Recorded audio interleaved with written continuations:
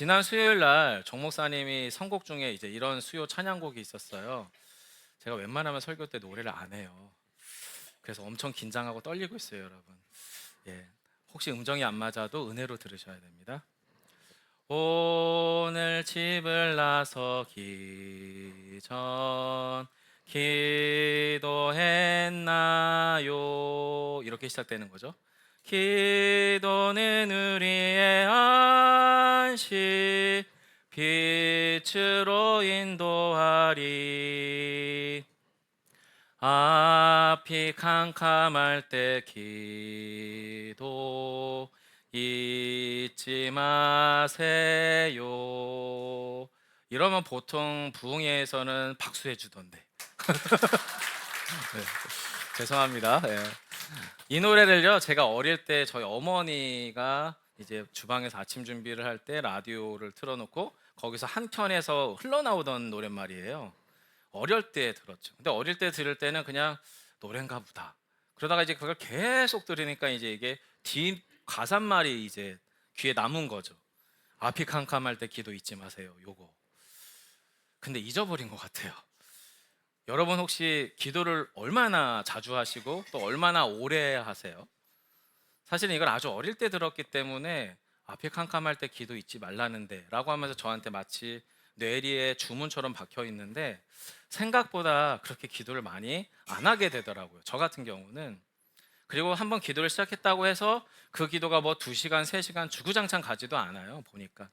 목사가 되고 새벽 기도가 몸에 배니까 그나마 하는 게 요즘에 한 3, 40분 길면 1시간 정도 기도지 사실은 매일 쉼 없이 기도한다는 게 어렵더라고요. 스스로 한번 저희가 잘 질문해 보면 좋겠어요. 저희가 기도의 사람이고 말씀의 사람이고 하나님의 사람이고 또 살아계신 전능한 하나님 아버지를 믿는 우리인데 우리는 과연 얼마나 자주 또 어떻게 기도하는지를 한번 생각해 보시자고요. 사실 성도 여러분, 신앙생활 하면 기도라고 하는 영적 활동을 빼버릴 수 없잖아요. 뺄 수 없거든요. 그것과 분리된 채 신앙생활을 하는 것은 불가능하고 어렵습니다. 이런 질문도 가능하죠. 기도를 해봤는데 기도응답을 안 받고 있는 거 안 되는 것 같아. 하나님이 기도를 안 들으시는 느낌이 이런 거 들 때 있잖아요. 전 있더라고요. 그러면 또 이런 질문도 생기죠. 그럼 하나님이 받는 기도는 뭐고 하나님이 안 받는 기도는 뭘까? 뭐 이런 질문들도 할 수 있잖아요. 성도 여러분, 오늘 본문이 예수님께서 기도에 관해서 직접적으로 하신 이야기입니다. 사실 예수님이요, 성경 안에서 특히 복음서 안에서 야, 기도 이렇게 하는 거야, 기도 이런 내용 하는 거야, 기도는 이렇게, 이런 내용들을 그렇게 많이 말씀하지 않으셨어요. 마태복음하고 누가복음에서 아주 약간 주기도문이라고 하는 우리 성경 맨 앞에 있는 주의 기도문이 적혀 있는 그 본문을 중심으로 앞뒤로 아주 약간만 말씀하셨어요. 여러분, 예수님의 기도에 대해서 그렇게 직접적으로 말씀하신 게 많지 않다 보니 그럼 기도가 그렇게 중요하지 않은가 보다 이렇게 이해하실 수도 있겠지만 사실 복음서를 유심히 보면 그렇지는 않아요. 예수님은 기도의 사람이었어요. 기도의 사람이었어요. 공적 생애를 시작하면서 세례를 받으실 때에도 그랬고요. 사탄의 시험을 받으실 때도 그랬고요. 제자를 부르실 때도 기도하시는 상황들과 정황들이 잔뜩 묻어나 있지요. 심지어 예수님은 십자가에 달려 죽으시기 전날 밤에도 기도를 하셨어요. 즉 예수님께서 기도에 대해서 많이 말씀을 하지 않으셨다고 해서 기도가 그렇게 중요한 건 아니구나라고 한다는 것은 우리가 예수님을 오해하는 거다, 이렇게 말씀드리고 싶어요. 또 하나는 아시잖아요. 기도는 말한다고 하는 게 아니잖아요. 해야죠. 이건 뭐 이렇게 말하고 저렇게 말한다고 기도가 되어지는 게 아니라 기도는 우리가 해야 되는 거예요. 안 그러면 할 수가 없는 거죠. 운동도 살 빼는 것도 해야 되는 거죠. 기도도 마찬가지인 거죠. 해야 되는 게 기도죠. 자, 그런데 오늘 본문에 보시면 예수님만 그랬던 건 아닙니다. 예수님 시대 때 사람들은요, 다 기도의 사람들이고 종교적인 사람들이었어요. 그래서 유대인들, 예수님께서 태어난 이스라엘의 유대 민족들도 기도와 하나님을 믿는 신앙의 사람들이었다면 그 이스라엘을 지배하던 로마로 대표되어지는 이방인들도 다 종교적 사람들이었어요. 각자 자기들만의 신에게 매우 열심히 충실하게 기도하고 있었어요. 즉 예수님 시대 때는 종교적 시대였어요. 예수님 시대의 유대인들이나 이방 사람 모두가 사실은 모두가 각자의 신들에게 각자의 소원을 가지고 각자의 기도와 제사의 방식들을 가지고 매우 열심히 기도하던 종교의 시대였었다라고 하는 거죠. 그런 시대 안으로 누가요? 하나님의 아들이신 예수님이 오신 거예요. 그리고 하나님의 아들이신 예수님이 그들의 기도를 보세요. 기도의 모습, 기도의 내용, 기도의 과정들을 보시면서 오늘 본문에 보시면은 그들에 대한 기도에 대해서 이렇게 저렇게 이야기하시고 오늘의 결론 부분에서 그러므로 너희는 이렇게 기도하라 라고 이야기하시거든요. 9절을 먼저 한번 보겠습니다. 저희 자막 한번 부탁드릴게요. 9절 같이 읽겠습니다. 시작. 그러므로 너희는 이렇게 기도하라. 하늘에 계신 우리 아버지여 이름이 거룩히 여김을 받으시오며. 아멘. 여러분, 그러므로 너희는 이렇게 기도하라 라고 하는 것은 이렇게 기도를 하려면 저렇게 했었던 것들을 하지 말아야 되는 거죠. 그러므로라고 하는 말은 앞에 어떤 상황이 있고 이 상황 안에서 예수님이 어떤 영적인 진단을 내리고 이 진단에 대해서 이러이러하니까 그러므로 너희는 이렇게 기도해야 해 라고 이야기하시는 거잖아요. 여기서 너희가 누굴까요? 저희가 마태복음 5장에서부터 팔복의 이야기를 지금 나누는데요. 바로 무리 안에서 스스로 구별되어 제자의 삶으로 들어가 있었던 예수의 사람들에게 하시는 이야기예요. 즉 그리스도인들, 오늘날 저와 여러분과 같이 교회라고 하는 무리, 이 공동체 안에서 세상으로부터 무리지었다가 스스로를 구별하여 하나님의 사람으로 나와 있는 우리에게 지침으로 하시는 이야기가 요 이야기다라고 하는 거죠. 그럼 우리가 함께 나누려고 하는 주제가 크게 두 가지인데, 그러므로 이렇게 하는 게 아닌 저렇게 하는 게 뭔지에 대한 이야기를 함께 나누고요. 그리고 나서 그럼 이렇게라고 하는 게 도대체 무슨 이야기인지를 이야기하려고 하는데요. 이해하기 쉽게 세상에는 크게 두 가지의 기도가 존재해요. 오늘 본문 안에서만 보면 첫 번째는 유대인의 기도가 존재하고요. 두 번째는 이방인의 기도가 존재합니다. 그런데 예수님이 요 유대인들의 기도에 대해서는 이렇게 진단하시는데 그들의 기도 안에 영적인 허영심이 보여요. 이것을 다른 말로 위선이라고 표현하거든요. 5절을 한번 보겠습니다. 그들의 영적 허영심이 스며든 기도에 대한 주님의 평가입니다. 같이 읽겠습니다. 시작. 또 너희는 기도할 때에 외식하는 자와 같이 하지 말라. 그들은 사람에게 보이려고 회당과 큰 거리 어귀에 서서 기도하기를 좋아하느니라. 내가 진실로 너희에게 이르노니 그들은 자기 상을 이미 받았느니라. 아멘. 예수님은 기도의 사람이라고 이미 말씀드렸잖아요. 기도하시는 분이고 기도를 할 줄 아시기 때문에 그들이 기도할 때 그의 기도가 어떤 건지 아셨던 것 같아요. 그래서 유대인의 기도를 봤더니 그의 기도 안에는 뭐가 있냐면 위선이 있어요. 이 위선이 뭘까요? 말로는 하나님께 기도하는데 사실은 하나님께 기도하지 않아요. 말 그대로 사람들 보라고 기도하는 거예요. 하나님을 믿는다고 하는 사람들이 많이 다니는 회당 한복판에서 큰 소리로, 또는 하나님을 믿는다고 말하는 유대인들이 많이 왕래하는 큰 거리에 서서 기도하고 있다라고 이야기하고 있어요. 물론 성도 여러분, 이 모습, 회당이나 큰 거리 어귀에 서서 기도하는 게 선교지에 가서 선교 훈련 중에 기도하는 모습이나 전도 지역에 가서 전도할 때 기도하는 거, 그거 얘기하는 거 아니에요. 너네 사람 보이는 데서 기도하지 마, 이런 말씀하시려는 게 아니에요. 사람 모이는 데에서 기도하든 안 하든 상관없는데 그걸 하나님께 하는 게 아니라 사람 보라고 하지 말라는 거예요. 사람 보라고 하지 말라는 거죠. 저는 개인적으로는 이제 저희 교우들과 같이 식사를 하게 되면 주로 이제 저희 교우들이 식사를 사시잖아요. 그럼 이제 식사 자리에 가서 기도를 하게 되는 상황들이 있어요. 근데 저는 약간은 의도적으로 기도를 합니다. 네, 그래서 어떤 집사님은 역시나 안 하실 줄 아는데 회전 초밥집에 갔어요. 정말 맛있잖아요. 제가 제 돈 주고 못 먹는 초밥이잖아요. 근데 이게 이제 민생지원금이 풀리니까 사람들이 많아. 한참 웨이팅을 했어. 그리고 초밥집에 이제 저희 정 목사님도 같이 해서 이제 셋이 일렬로 딱 앉았어요. 주변에 사람들이 쫙 둘러 있는데 마치 식탁에 둘러앉은 기분이야. 그러니까 이제 두 분은 한 목사님이 또 소리내서 기도하지 않기를, 저는 아싸 기회다. 그래가지고 또 제가 거기서 아주 짧지만 나지막하게, 원래 여러분 큰 소리보다 나지막한 소리가 잘 들리는 경우가 생겨요. 그래서 아주 그냥 의도적으로 거기 앉아 있는 분들도 같이 식기도에 참여하시라고. 네, 물론 그분들은 입에 초밥을 넣고 있지만 저는 눈을 감고 이제 식기도를 했죠. 약간 저는 약간 그런 오기가 좀 있는 것 같아요. 약간 그런 기질이. 중국집 가서도 저는 그렇게 기도해요. 근데 이럴 때는 또 조심해요. 이게 추어탕집 같은데, 지난번 추어탕집에 갔는데 이쪽에 있는 분들의 시선이 먼저 일단 싸늘해. 그럴 때는 또 눈치껏 제가 살살 기도하거나 각자 기도합시다 이러죠. 여러분, 제가 여러분에게 이런 이야기를 드리는 이유는 이제 저희가 공동체 식사 전에 마지막 오늘 조별 소모임 하시잖아요. 식사 자리가 혹시 밖에 나가시거든 눈치를 잘 보시고 요쯤에서 한번 우리가 예수 믿는 냄새를 한번 확 풍겨봐? 이러면 한번 이렇게 딱 기도를 하시고, 아 이거 아니구나, 요때는 살짝 지혜로워야 돼, 그럼 각자 기도하시고 이렇게 한번 해보십시오. 그러면 은근히 재밌습니다. 재밌습니다. 그리고 그러다 보면 이제 행동도 조심하게 되죠. 사실 이런 기도는 괜찮잖아요. 근데 여기 본문에서 말하는 기도는 그런 기도가 아니에요. 하나님께 기도할 마음은 없어요. 근데 기도는 해야 되겠고, 또 하나님은 믿기도 하고, 또 하나님께 기도하는 걸 사람들한테 보일 때에 사람들 보라고 하는 기도라고 이야기하는 거예요. 이걸 성도 여러분 다른 말로 이야기하면 뭐냐면, 하나님은 안중에 없고 내가 얼마나 너보다 신앙적으로 영적으로 우월한지를 입증하기 위한 자기 과시적인 기도를 말합니다.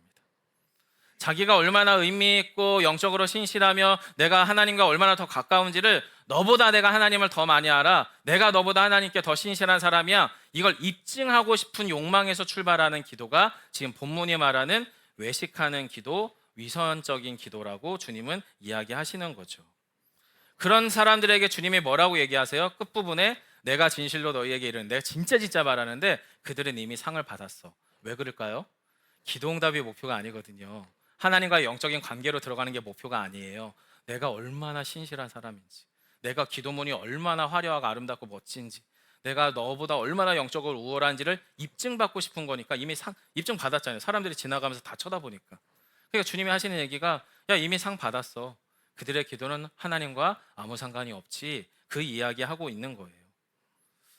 그렇죠. 자기 과시를 위해서, 타인으로부터의 인정을 받기 위해서, 나의 종교적 만족을 위해서, 내가 남보다 너보다 훨씬 더 우월하다라고 하는 우월감을 충족시키기 위한 기도는 죄송하지만 하나님과 아무 상관이 없습니다. 그 기도를 얼마나 오래 했냐, 얼마나 자주 하냐 상관없이 하나님과 아무 상관이 없는 기도예요. 그런데 성도 여러분, 종교 생활에서 위선은 죄가 아니에요. 사실은 종교 생활이라고 치자면 우리에겐 위선이 필요해요. 하지만 종교 생활에서는 종교적 미덕일지 모르겠지만 신앙 생활에서 위선은 죄악이에요.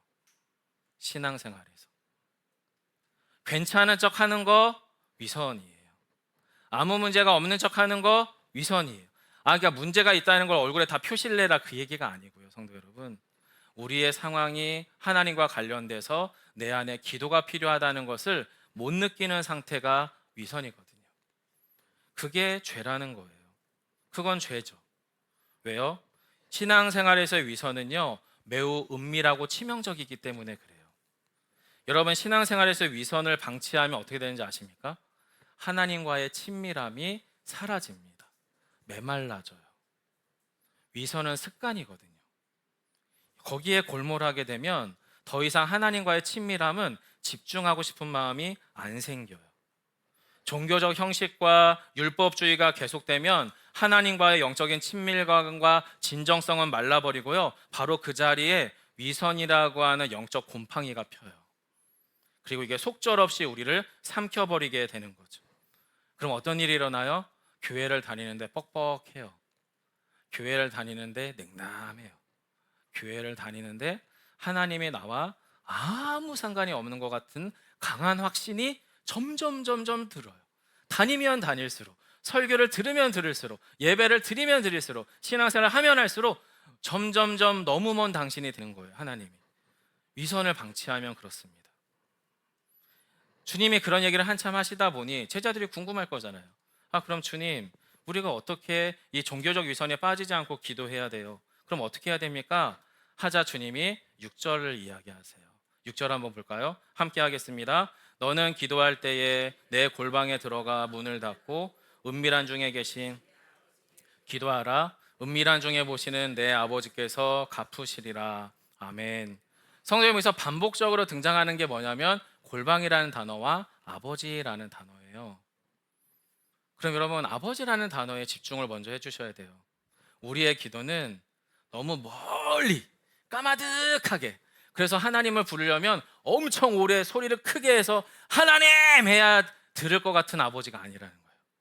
하나님은 너무 가까이 계시다는 거예요. 우리의 깊숙이에 이미 와 있다는 거예요. 우리의 기도는 까마득하게 멀리 계신 하나님, 하늘의 왕을 아련하는 게 아니라는 거예요.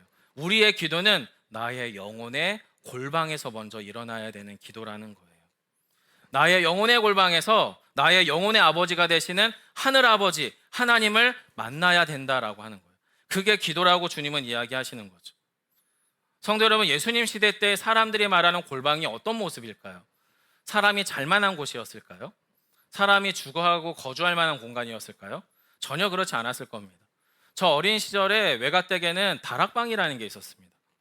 그게 왜 방인지는 전 이해가 안 가요. 왜냐면 들어갈 수가 없거든. 그 다락방이라고 불려지는 곳은 안방 뒤편에 이렇게 문이 그냥 종이문으로 이렇게 미닫이 문이라고 하죠. 그렇게 그냥 열려 있고 열고 닫고 하고, 거기에 그냥 좀 서늘하니까 밥을 그냥 싸서 거기다 담아두기도 하고, 아니면 간식거리나 주전버리도 두기도 하고, 아니면 1년에 한 번 꺼낼까 말까 하는 그 명절에 하는 윷놀이 같은 거, 이런 거 갖다 두시고, 그러니까 거기는 사람이 들어가서 쉬는 방이나 자는 주거하는 방이 아니라 그냥 창고예요, 창고. 근데 왜 어린 시절에 그걸 왜 방이라고 했을까? 물론 저는 어린 시절에 거기서 방처럼 놀았죠. 예, 재밌게, 그리고 약간 음흉하게 뭐 이러면서 놀기도 했지만, 어쨌든 우리에게 다락방은 사람이 주거하는 방이 아니거든요.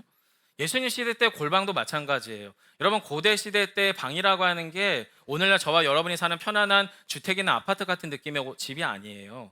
단순히 그냥 비 정도 피하고, 그리고 잠 한번 제대로 좀 누워서 자고 끼니 좀 해결하는 게, 그게 사람들이 사는 그 시대에 그 정도가 주택이었단 말이에요. 그 정도의 주택에서 골방이라고 하는 거는 사람이 들어가 있는 공간이 아니에요. 그냥 뭐든지 잡동사니가 모여있는 창고 같은 공간이죠. 오랫동안 언제 사람이 들어가는지 알 수 없는 수북하게 먼지가 쌓여 있어요. 이게 도대체 내 건지 아닌지 헷갈리는 물건들이 그 안에 가득 쌓여 있죠. 그 안에는 내가 결코 남들에게 보여주고 싶지 않고 또 불필요하다고 느끼는 것들이, 잡동사니들이 모여 있는 곳이 바로 그 골방이에요. 우리의 마음의 골방도 똑같아요. 우리의 영혼의 골방도 똑같죠. 화려하지 않아요. 멋지지 않아요. 나이스하지 않습니다. 깨끗하지 않고요. 누군가에게 보여주고 싶은 것은 절대 거기에 두지 않아요.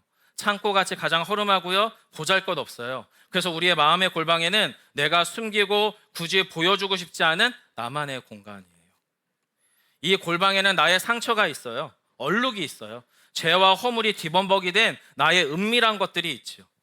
그런데 주님은 뭐라고요? 바로 거기에서 하나님의 아버지 하나님을 만난다라고 이야기하고 있어요. 사랑하는 성도 여러분, 우리의 기도는요, 우리의 골방에 있는 것들이 나와야 하나님의 것이 들어가는 행위입니다. 내 안에 게 나오지 않으면 하나님의 것이 우리 안에 들어올 공간과 여백이 안 생겨요. 생길 수가 없죠. 생길 수가 없습니다. 저와 여러분의 삶에서 우리의 민낯을 사람들에게 들키는 건 어렵잖아요. 하지만 하나님께 들키는 것조차 어려우면 어떻게 삽니까? 이 골방 안에 들어가서, 지금 본문이 뭐라고 얘기하세요? 내 골방에 들어가 문을 닫고 은밀한 중에 계신 너희 아버지께 기도하라. 문을 닫으라고 하는 건 너무 분명하죠. 그 골방은 하나님과 나만이 독대하는 곳, 내가 살아가던 분주한 세상, 치열한 세상과 분리하는 문을 닫는 행위를 통해서 오롯이 하나님께만 집중한 상태의 기도를 말해요. 여러분, 거기선 어떤 일이 일어날까요? 네, 아까 말씀드린 것처럼 나의 민낯을 좀 들키면 어때요? 내 아이의 가장 보여주기 싫은 모습도 하나님께 가감없이 보여드리면 어때요? 왜요? 그렇게 해야만 나의 몸과 영혼에 하나님이 채워지거든요. 여러분, 그런 자리, 그 골방에서 하는 기도에 자기 만족과 과시를 위한 위선이 존재할 자리가 어디 있습니까? 없습니다. 그 자리에는 위선이 불필요합니다. 형식이 불필요합니다. 그저 오직 정직과 신실함만이 가득 차죠. 그리고 이 정직과 신실함의 통로를 따라 하나님의 것들이 하늘의 것들이 우리 안에 채워지는 기도를 주님은 지금 우리에게 이야기하시는 거예요. 성도 여러분, 우리는 때로는 유대인의 기도에 종종 빠지곤 합니다. 교회를 오래 다니다 보니 제가 목사가 됐잖아요. 그럼 여러분, 제가 기도를 하거나 설교를 할 때 남들에게 내가 어떻게 비춰질까가 중요하겠죠. 고민하겠죠. 의식하겠죠. 또는 노력도 하고 애도 써보겠죠. 근데 여러분, 여러분을 의식하고 설교하고 여러분을 의식하고 기도하면 어떤 일이 일어나는지 아십니까? 제가 하면서도 이게 기도가 아니라고 느낍니다. 제가 설교를 하면서도 이게 설교가 아니라는 걸 느낍니다. 좋은 연설이 될 수는 있어도 설교가 아니더라고요. 좋은 위로의 문장은 될 수 있어도 기도가 아니더라고요. 저는 기도할 때에 눈을 딱 감고 옆에 교우들이 있을 때 그 어느 한 자리에 저와 하나님이 마주보고 있다고 느껴요. 그리고 그렇게 상상하고 주변 분들을 들으라고 기도하는 게 아니라 그 하나님께 기도하거든요. 그럼 여러분이 그걸 같이 듣는 거죠. 아까 초밥집에서 그랬던 것처럼. 여러분, 저에게 여러분에게 그런 골방에서의 기도가 아름답게 이루어지기를 축복합니다. 여러분, 그렇다면 하나님인 예수님이 얘기하신 이방인의 기도는 어떨까요? 이방인의 기도. 이방인의 기도가 사실 오늘날 현대인의 기도에 훨씬 가까운데요. 예수님은 이 이방인의 기도 안에서 그들의 탐욕을 봤어요. 탐욕. 이방인의 기도는 자기 욕망이 뿜어져 나오고 있죠. 7절로 8절을 한번 보겠습니다. 같이 함께 읽겠습니다. 시작. 또 기도할 때에 이방인과 같이 중언부언하지 말라. 말을 많이 하여야 들으실 줄로 생각하느니라. 8절이요. 그러므로 그들을 본받지 말라. 구하기 전에 너희에게 있어야 할 것을 하나님 너희 아버지께서 아시느니라. 아멘. 이방의 기도는 의도와 목적이 있어요. 목적과 의도를 갖는 건 나쁜 게 아니죠. 기도라고 하는 건 당연히 내용이 있고 거기에 따른 목적들이 있으니까 당연히 기도는 그렇게 해야 되는 게 맞아요. 근데 이 이방인의 기도의 의도와 목적은 죄송하게도 하나님과 관계가 없어요. 중요한 의도가 뭐냐면 내가 이게 필요해. 그러니까 내가 하나님을 설득해야 되고 하나님을 조정하고 통제해서 하나님께로부터 내가 원하는 걸 받아내야 돼 라고 하는 방식의 기도가 바로 이 이방인의 기도예요. 결국에 이건 기도라고 하는 모양새는 가지고 있지만 그 안에 나의 욕망과 또 나의 탐욕을 투영시킨 종교적 활동에 불과한 거죠. 그럼 여러분, 이 종교적 활동에는 진짜 신이냐 가짜 신이냐가 중요하지 않아요. 하나님이냐 아니면은 세상에 다른 우상들이냐 그게 중요하지 않아요. 내 소원만 들어주는 거면 모든 종류의 모든 신들이 다 상관없이 가능해요. 가짜 신에게 전화 기도할 수 있는 거죠. 그럼 여러분, 그런 이방인의 기도에게 필요한 건 어떤 기도죠? 그 신이 결코 거절할 수 없는, 빼도 박도 못할 완벽한 기도문이 필요해요. 완벽한 기도문. 누가 봐도 이거는 야 옴짝달싹 못하네. 저 신이라도 이 신이라도 이 기도는 꼭 들어줘야 되겠어 할 만큼 느껴질 만한 기도문이 필요한 거예요. 이걸 다른 말로 주문이라고 합니다. 주문. 이방인의 기도 안에는 여러분, 지금 예수님이 말하는 이 이방인의 기도는 로마 신전에서 드려지는 기도를 말하는 거거든요. 여러분, 로마 신전을 비롯한 여러 신전들 안에서 일어나는 종교 행위들은 그 안에 여러 가지가 항상 제공됐는데 가장 1차적으로는 인간의 말초신경을 자극하는 종교 활동들 또는 어떤 여러 쾌락적 행위들이 그 안에 전제되어 있습니다. 그리고 그 안에는 아주 고상해 보이고 우월해 보이고 신비해 보이는 여러 가지의 반복적인 문구들과 그 어떤 예전들이 그 안에 포함되어 있어요. 지금 주님이 이야기하시는 중언부언하지 말라라고 하는 것은 마치 못 듣는 신에게 제발 좀 알아들어 먹으라고 반복적으로 내 소망과 욕망을 쏟아붓고 있는 행위를 중언부언이라고 말하고 있어요. 근데 여러분, 되게 놀라운 게 뭔지 아십니까? 다른 종교들, 뭐 이 종교라고 말하기 좀 애매한 이런 이단들이 있어요. 우리나라에도 있고 뭐 남녀호랑개교 이런 것들, 또 아니면 여러 곳에 보면 이 기도문이라고 할 만한 그 어떤 것들을 보면 반복적인 주문, 어떤 의미 있는 말, 어떤 말인지 전 모르겠어요, 의미가. 근데 그 말을 계속 반복하잖아요. 그러면 뭔가 내 안에서 묘한 신적, 신비적인 어떤 느낌들이 이렇게 올라올 때가 있어요. 그리고 그게 계속 강조되잖아요. 그럼 그 안에서 뭔가 이렇게 힘이 붙어요. 이걸 우리가 뭐라고 말할 수는 없는데 여러분, 무당들의 구판에 가서 보시거나 또는 은사주의 기도회, 우리나라에도 잘못 변형된 은사주의 기도회 같은 데 가보면 뭔가 있어 보이고 뭔가 느껴지고 뭔가 그 안에 작동되는 것 같은 신비감을 갖다 불러일으키는 경우가 있어요. 지금 주님이 말씀하시는 중언부언은 이런 신적 활동을 말하는 거예요. 성도 여러분, 이방인의 기도에서 주님이 뭐라고 말씀하시는 거죠? 그들의 열심을 내는 모양새가 틀렸다고 말하는 게 아니에요. 그들의 열심이 헛되기 때문이에요. 그들의 열심이 단지 자신들의 욕망을 채우기 위한 신적 판타지에 불과하기 때문에 그러는 거예요. 그래서 주님은 그들에 대해서 뭐라고 얘기하냐면 본받지 말라고 말해요. 본받지 말라고. 왜냐하면 하나님이 귀먹지 않았거든요. 하나님이 눈이 멀지 않았거든요. 신봉사 같은 아버지가 아니기 때문에 그래요. 오히려 우리에게 필요한 열망은 반복적이고 무의미한 말들을 반복하여서 하나님께로부터 뭔가를 받아내기 위한 그런 열망이 아니라 하나님이 나의 아버지가 되신다는 것에 대한 깊은 확신, 그리고 하나님 아버지께서 나에게 무엇이 필요한지 가장 정확히 안다는 그 믿음, 그게 8절입니다. 한 번 더 그러므로 읽을까요? 함께 합니다. 그러므로 그들을 본받지 말라. 구하기 전에 너희에게 있어야 할 것을 하나님 너희 아버지께서 아시느니라. 아멘. 성도 여러분, 저희가 만약에 오랫동안 기도하던 기도 제목이 있어요. 근데 그게 만약에 응답받지 못하고 있다고 생각해 보시자고요.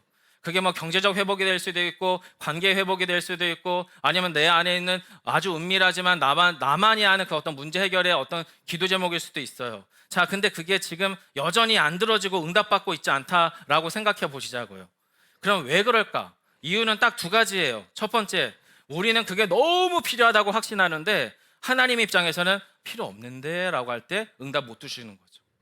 두 번째, 하나님 저한테 그게 정말 필요해요. 꼭 그렇게 해주셔야 돼요. 근데 하나님도 맞아, 나도 공감해. 근데 지금은 아직 아니야. 이런 경우 기도응답이 안 될 수 있어요. 성도 여러분, 지금 하나님께서 우리에게 무엇이 필요한지 하나님 아버지이시기 때문에 너무 잘한다고 이야기하고 계세요. 그럼 잘한다고 하는 게 진짜라면, 하나님이 진짜 우리 아버지가 되셔서 우리를 공급하신다는 게 정말 믿는 우리라면 우리 안에 정리돼야 될 것은 왜 이 기도응답이 안 되지? 했을 때 그 안에서 우리가 결정해야 될 일은 뭐냐? 정말 필요한 건가? 응답이 안 되는 경우. 두 번째는 아직 때가 아닌가? 이 두 가지 안에서 우리의 신앙이 조금은 긴장감 가운데서 왔다 갔다 할 수 있는 거지요. 사랑하는 성도 여러분, 유대인의 기도와 이 이방인의 기도를 주님이 말씀하시면서 지금 저와 여러분에게 예수님이 반복적으로 말씀하시는 게 뭐죠? 하나님이 아버지가 되셔. 그 얘기 하시는 거죠. 하나님이 아버지가 되셔. 저희 집에서 스마트폰이라고 하는 건 되게 중요한 이슈예요. 아이가 넷이니까 얘네들한테 언제 스마트폰을 어떤 사양을 사줘야 되냐, 이런 것들이 사실은 중요한 시점인데, 저희 집에서 정한 시간은 원래 4학년 때 스마트폰을 사주기로 정했었어요. 그리고 나서 이제 유나가 4학년이 됐을 때 처음 핸드폰이 생겼죠. 그럼 여러분, 2살 아래인 누군가, 둘째 아들 도준이는 누나의 그 스마트폰을 보면 어떤 마음이 들까요? 아, 좋구나, 누나 거구나, 이런 마음에서 그치지 않겠죠. 아, 나도 갖고 싶다, 그러지 않겠습니까? 그래서 제가 도준이에게 잘 설명했어요. 도준아, 우리는 4학년 정도가 돼서 이걸 너가 쓸 수 있을 때 그때 아빠가 그걸 준비해 줄 거야. 왜냐하면 저도 아이가 학교를 다니거나 친구를 만날 때 또는 친구들과 관계할 때 카톡을 포함해서 스마트폰을 가지고 해야 될 게 많다는 걸 받아들이고 인정하는 아버지니까. 하지만 저에게는 이 아이가 그걸 적절하게 사용하는 연령대가 4학년일 거라고 하는 저 나름의 기준 안에서 그걸 기다린 거죠. 성도 여러분, 저는 우리 아이한테 스마트폰이 필요하다는 걸 압니다. 하지만 그때와 그걸 전해주는 방법은 제가 저 나름대로 정하는 거죠. 우리 하나님 아버지도 여러분 잘 아십니다. 저와 여러분 안에 무엇이 필요한지. 그분의 고민은 이걸 내가 언제 적절하게 전해줄까가 하나님 아버지의 고민이십니다. 왜요? 우리 도준이는 지금 핸드폰이 없거든요. 그 나이에 걸맞을 줄 알고 제가 줬지만 우리 아이는 그게 철제와 통제가 안 됐어요. 가정에서 정한 사용 시간을 넘어서 사용하게 됐죠. 그리고 그게 잘 안 됐을 경우에는 저희 아내가 도준아 그만 하면은 아이한테 멈추도록 규칙을 정해놨었죠. 근데 그게 안 멈춰졌어요. 그래서 저는 그거를 저번에 말씀드린 것처럼 망치로 부셨죠. 그리고 아직 도준이한테는 스마트폰이 없고요. 우리 아들에게는 6학년 때 준비해 주기로 서로 약속을 했어요. 저는 불완전한 아버지이기 때문에 그래요. 하지만 하나님은 좀 달라요. 하나님은 완전하시죠. 충분히 저와 여러분에게 무엇이 필요한지 아시죠. 하나님은 저와 여러분의 영원하고 완전한 아버지이십니다. 그분은 우주 바깥 아주 멀리 계신 분이 아닙니다. 언제나 우리의 기도를 들을지 몰라서 종교적 형식에 기대면서 줄기차게 기도할 분도 아니에요. 우리는 성도 여러분, 유대인의 기도와 이방인의 기도 사이를 언제나 왔다 갔다 하는 존재입니다. 우리는. 하지만 그 가운데에서 주님은 어디서 우리를 기다리시냐면 저와 여러분의 마음의 골방에서 기다리고 계세요. 주님은 유대인의 기도가 중요하지 않고 이방인의 기도가 중요하지 않아요. 주님은 우리가 마음의 골방에서 하나님 아버지와 만나는 그 시간을 기다리기를 원하고 계세요. 이 이야기를 예수님께서 예수님의 제자들에게 찬찬히 설명하셨어요. 그리고 나서 오늘 본문 9절이 이렇게 시작되는 거죠. 다시 한번 9절을 볼까요?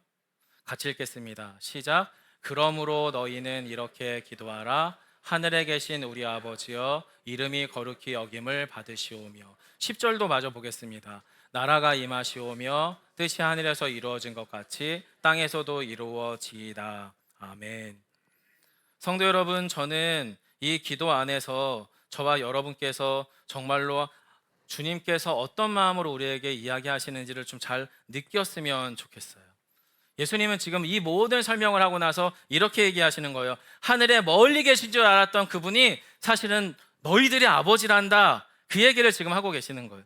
그분이 멀리 계시면서 야, 적당히 얘기해. 내가 때 되면 올 거야. 그게 아니라 지금도 하나님의 그 뜻과 사랑의 열망을 가지고 이 나라, 하나님의 나라가 이 땅에서 이루어지기 위하여 바로 내달려 오신 예수님을 통해서 바로 이 나라, 하나님의 나라가 하늘에서 그 뜻이 이루어지듯이 땅에서도 이루어졌다라고 예수님의 입술을 통해 선언하고 계시는 거예요. 눈앞에 아버지이신 하나님의 참 모형이신, 참 본이신 예수 그리스도가 그렇게 제자들에게 이야기하고 있는 거죠. 성도 여러분, 저는 이 10절과 9절의 내용들을 저와 여러분에게 이렇게 좀 정리하고 설교를 마무리하려고 합니다. 제 식으로 이렇게 좀 풀어봤거든요. 제가 읽어보겠습니다. 네, 하나님, 당신은 가장 거룩하고 신비한 하늘에 계신 우리의 아버지가 되십니다.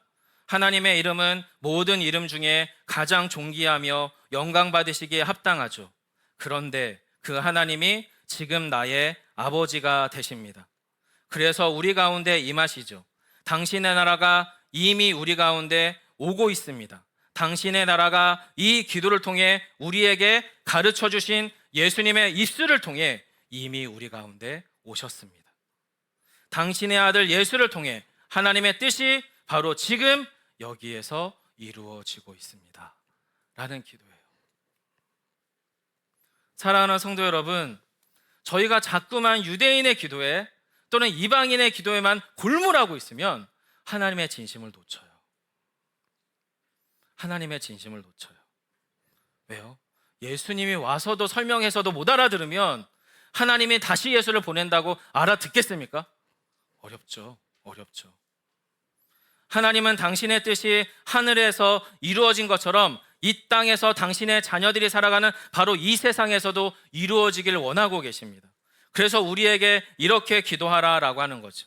마지막 11절로 13절입니다. 마음을 다해서 한번 읽고 설교를 마무리하겠는데요. 본문 한번 같이 읽겠습니다. 시작. 오늘 우리에게 일용할 양식을 주시옵고 우리가 우리에게 죄 지은 자를 사하여 준 것 같이 우리 죄를 사하여 주시옵고 우리를 시험에 들게 하지 마시옵고 다만 악에서 구하옵소서. 나라와 권세와 영광이 아버지께 영원히 있사옵나이다. 아멘. 성도 여러분, 여기서 구절들을 유심히 한번 보세요. 첫 번째 구절을 한번 다시 보여주시겠어요? 오늘 우리에게 일용할 양식을 주옵시고. 이게 무슨 얘기일까요? 한마디로 이야기하면 이거예요. 오늘의 필요를 필요한 만큼 딱 오늘만큼만 구하라는 거예요. 오늘만큼 구하라는 게 뭘까요? 오늘 나의 염려가, 나의 걱정이 나의 내일에 영향을 끼치지 않을 만큼 기도하라는 거예요. 근데 여러분, 그렇게 기도하고 계세요? 오늘 나에게 필요가 있어요. 경제적 필요, 관계의 필요, 건강 회복의 필요 등등의 필요가 있어요. 근데 이 필요에 대한 염려와 걱정거리와 근심이 나의 내일에 영향을 끼치지 않을 만큼 기도하고 계십니까? 여러분, 그만큼 기도하게 되면 어떤 일이 일어나는지 아십니까? 오늘의 결핍이 오늘의 나에게 영향을 끼치지 않게 돼요. 오늘의 결핍이 나의 존재 가치를 결정하지 않아요. 조금 부족해도, 조금 실패해도 내일의 하나님께서 나를 공급해 주실 것에 대한 기대가 일어나기 때문에 오늘을 갈 수가 있어요. 오늘 우리에게 일용할 양식을 달라는 것은 오늘 나의 먹을 끼니를 해결해 달라는 게 아니에요. 오늘 나에게 주실 양식을 내가 누릴 수 있는 자로서 오늘 우리의 필요를 채우실 하나님께 기도함으로 오늘의 염려와 오늘의 근심이 나를 삼키지 말게 해달라는 기도예요. 여러분, 그 다음 구절이 더 강력합니다. 어떻게 주님은 이야기하시죠? 우리가 우리에게 죄 지은 자를 사하여 준 것 같이 우리 죄를 사하여 주시옵고. 이거 보면 헷갈려요. 그럼 내가 나한테 죽을 죄를 지은 사람을 용서하라는 이야기인가? 불가능하잖아요. 우리 부모도, 우리 자녀도 용서하기가 어렵고 나의 배우자도 온전히 품기가 어려운데 어떻게 나한테 대놓고 악행을 저지른 사람을 우리가 뭔 수로 용서합니까? 그런 내용 아닙니다. 주님이 지금 하시는 이 기도는 뭐냐면 저와 여러분이 하나님께 이미 용서받은 자인데 이미 하나님께 용서받은 자로서 누려야 될 자유가 있잖아요. 기쁨이 있잖아요. 근데 그걸 뭐 때문에 못 누려요? 하나님 때문에 못 누리나요? 아니요. 저 인간은 용서받으면 안 되는데, 저 인간은 나는 예수 믿어도 쟤만은 예수 믿으면 안 돼. 쟤는 나한테 어떻게 했는데. 즉 저는 이미 용서받은 자인데 그 용서로부터 오는 자유와 기쁨을 만끽해야지 제가 제대로 된 그리스도인인데 저 인간 때문에, 저 상황 때문에, 저 형편 때문에 못 누리는 거예요. 그래서 주님이 뭐라고 기도하라고 하는 거냐면 내가 하나님께 이미 용서받은 자로서 마땅히 누려야 될 용서와 자유를 못 누리고 싶지 않으니 그 용서와 자유를 진심으로 누릴 수 있도록 주여 저의 죄를 용서하게 하여 달라고 기도하는 거예요. 이 기도가 왜 필요할까요? 마지막 13절 때문에 그래요. 마지막 13절 볼까요? 우리를 시험에 들게 하지 마시옵고 다만 악에서 구하시옵소서. 주님, 저희가 시험에 빠지고 우리가 악에 빠지는 이유가 하나님 때문입니까? 하나님이 우리의 결핍을 해결해 주지 않으셨기 때문일까요? 아니요, 만약에 우리의 결핍 때문에 하나님을 못 믿는 거라면 저희는 시종일관 계속 하나님을 믿을 수가 없어요. 왜냐하면 우리의 결핍은 결코 채워질 수가 없기 때문에. 근데 문제는 뭐냐면 우리가 사실 힘든 이유는 시험에 들기 때문에 그래요. 그리고 악으로 미끄러지기 때문에 그래요. 즉 주님께서는 앞서서 우리가 우리의 일용할 양식을 구함으로 오늘 나의 걱정과 나의 염려가 나를 삼키지 않도록 기도하라고 이야기하시는 거고, 오늘 내가 용서받은 자로 누려야 될 자유와 기쁨을 못 누리는 그걸 빼앗기지 않도록 누군가를 용서하라고 이야기하는 이유는 저 사람하고는 아무 상관이 없어요. 그 상황하고는 아무 상관이 없어요. 저 사람 때문에, 그 상황 때문에 내가 시험에 들기 때문에 그래요. 내가 악에 빠지기 때문에 그래요. 내가 하나님의 사람으로 마땅히 누려야 될 자유와 기쁨을 온전히 못 누리는 존재로 오늘을 살아가기 때문에 그래요. 사랑하는 성도 여러분, 오늘 저희들에게 열려야 될 기도의 시선은 이 유대인의 기도와 이방의 기도의 사이에 왔다 갔다 하는 사이에서 우리의 기도가 주문이 되면 안 됩니다. 마인드 컨트롤을 위한 심리적 도구가 돼서는 안 됩니다. 주님께서 말씀하신 그러므로 이렇게 기도하라라는 주님의 진심이 우리 안에 깊이 들어와야 합니다. 왜냐하면 이것이 우리가 이 땅에서 누릴 수 있는 가장 독특하고 가장 신비한 영적 특권이기 때문에 그래요. 이거 아무나 못 누려요, 성도 여러분. 이거 아무나 못 경험합니다. 하지만 이 놀라운 기도의 특권이 우리 안에 들어오기 시작을 하면 그러면 우리는 어떻게 해요? 그러므로 이렇게 기도하라는 것을 받아들일 수 있어요. 저는 그래서 이 주기도문을 이렇게 기도하라고 하는 기도 지침서라고 말하고 싶지 않고요, 기도 레시피라고 말하고 싶어요. 제가 가장 맛있게 하는 요리 중에 하나는 묵은지 닭볶음탕입니다. 못 믿으시겠지만 제가 지금까지 딱 우리 가족들 그리고 몇몇의 교우들에게만 해드렸는데 다 맛있다고 그랬어요. 그래서 겁이 나요. 목사님 한번 우리 교회에서 한번 하시죠, 공동체 식사 때. 그럼 이제 그 맛이 안 날까봐. 왜냐하면 이 레시피는 제 머릿속에 있는 거지 책에 있는 게 아니거든요. 그러니까 이 맛을 어떻게 내야 되는지는 여러분 그때그때 좀씩 달라요. 여러분 기도도 마찬가지입니다. 이 주기도문을 포함한 주님의 기도는 레시피입니다. 기도의 맛을 아는 사람이 할 수 있는 기도입니다. 하나님을 만난 맛을 아는 사람이 하는 기도입니다. 이렇게 하니까 문제 해결이 되더라, 이렇게 하니까 내가 좋은 사람이 되더라, 이런 기도가 아니고요. 주님과의 사랑의 맛을 본 사람이 그 맛들려서 하는 기도가 바로 이 주기도문을 포함한 주님이 말씀하시는 기도라고 하는 거죠. 저는 우리 안에 이 기도의 레시피가 잘 전하여졌으면 좋겠어요. 그리고 우리 모두가 그렇게 정말 맛깔나는 기도의 사람이 되시기를 간절히 축원합니다.